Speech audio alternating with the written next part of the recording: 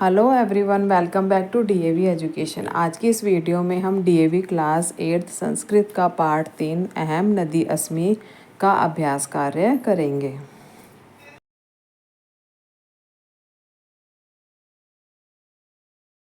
प्रश्न नंबर 1, पाठम पठित्वा वदंतु लिखंतु च आम अथवा नहीं। पाठ को पढ़कर लिखना है आम और नहीं, हाँ या नहीं, ये वाक्य ठीक है या नहीं है पाठ के आधार पर।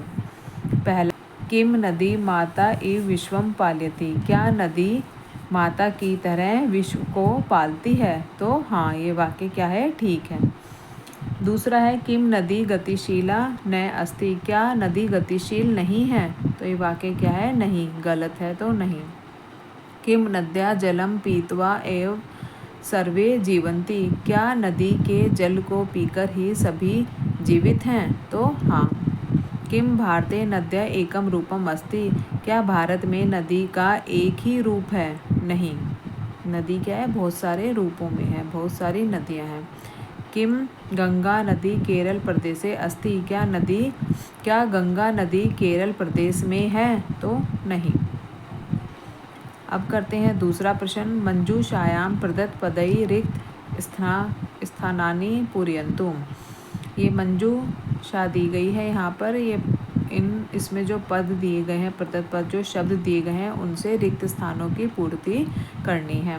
पहला, नदी अस्या वसुंधराया सुंदरम डैश अस्ति, नदी क्या है, नदी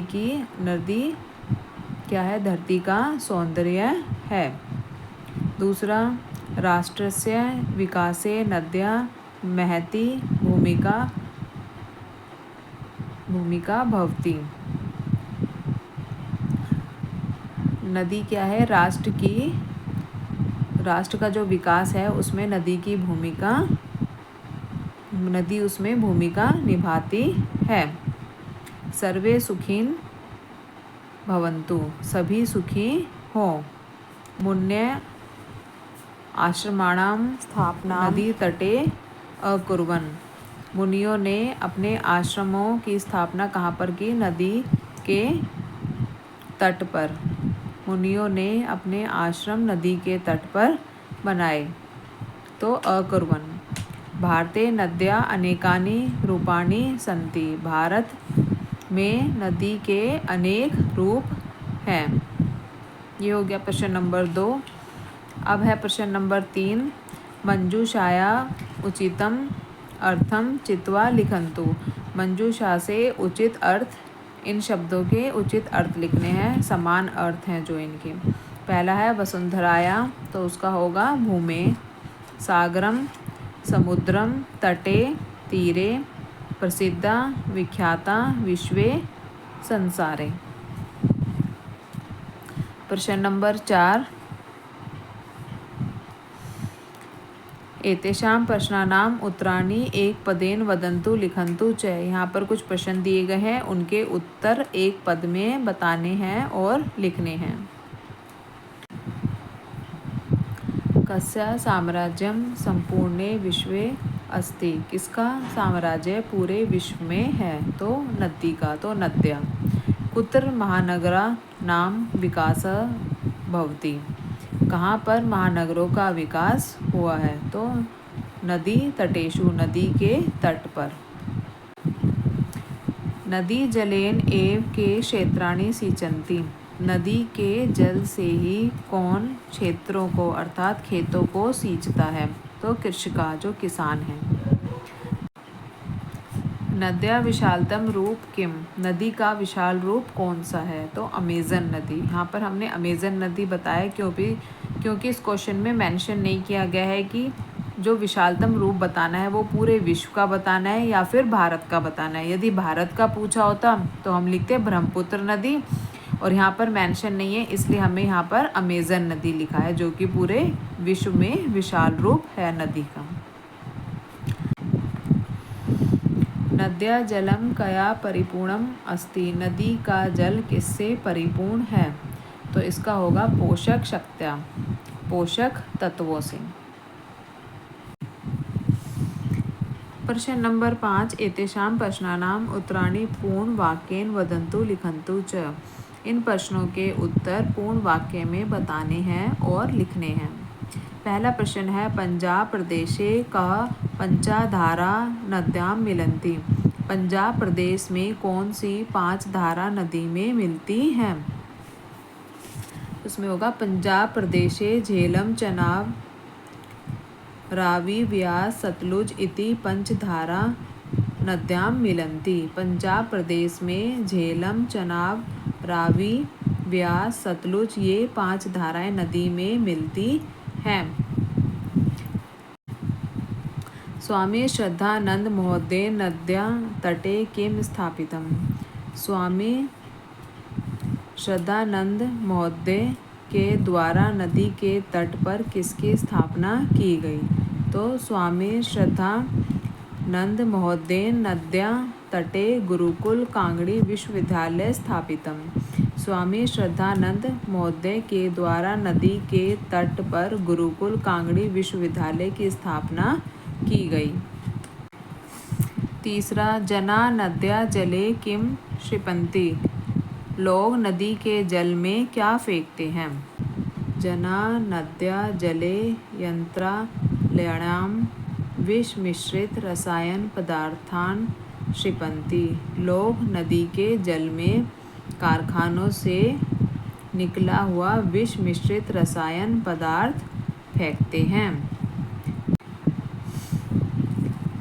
चौथा नद्या तटेषु केषां दुर्लभा प्रजातयः उद्भवन्ति। नदी के तट पर कौन सी प्रजातियां उत्पन्न होती हैं। नद्या तटेषु वृक्षाणां पादपानां औषधीनां च दुर्लभा प्रजातयः उद्भवन्ति। नदी के तट पर वृक्षों की पौधों की और औषधियों की दुर्लभ प्रजातियां उत्पन्न होती हैं। नद्या ध्येय वाक्यम किम अस्ति। नदी का ध्येय वाक्य क्या है। तो नद्या ध्येय वाक्यम अस्ति सर्वे भवन्तु सुखिन सर्वे सन्तु निरामयाम। क्या है सभी सुखी हों और सभी निरोगी हों। प्रश्न नंबर 6 स्थूल पदमाधृत्य प्रश्न निर्माणम कुर्वन्तु। स्थूल पद को आधार बनाकर प्रश्नों का निर्माण करना है। स्थूल पद दिए गए हैं जो काले मोटे शब्द हैं। पहला है गति एव मम स्वभाव मम संदेश च अस्ति। गति ही मेरा स्वभाव और संदेश है। तो यहाँ पर जो गति स्थूल शब्द है पद है इसके इसी शब्द को आधार बनाकर यहाँ पर प्रश्न का निर्माण करना है। तो इसमें होगा गति की जगह आ जाएगा क्या। का एव मम स्वभाव मम संदेश च अस्ति। क्या मेरा स्वभाव और संदेश है। तो गति की जगह यहाँ पर आ जाएगा का। दूसरा है राष्ट्रस्य विकासे मम महती भूमिका भवति।